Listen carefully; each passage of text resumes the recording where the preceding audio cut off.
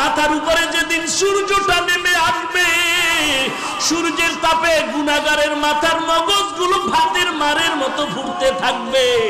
ওই সময় সহ্য কেমনে করবি? একটা বেতের বাড়ি দিলে সহ্য করতে পারি না। যদি গুনাহগার হয়ে কবরে যায়, ফেরেশতাদের আঘাত কেমন করে সহ্য করব? চিন্তা ভাবনা করে দেখলাম দুনিয়ার সম্মান টাকা পয়সা কিছুই না। আজকে টুপির কারণে, দাড়ির কারণে না খাইয়ে আমরা কেউ মরি নাই, বরং আল্লাহ রাজকীয় হালে সম্মান দান করেছেন। ঠিক কিনা বলো?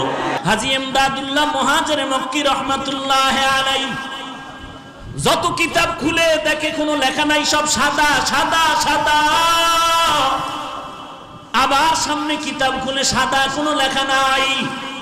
এইভাবে করে করে করে করে কোনো কিতাবগুলোর শেষ পর্যন্ত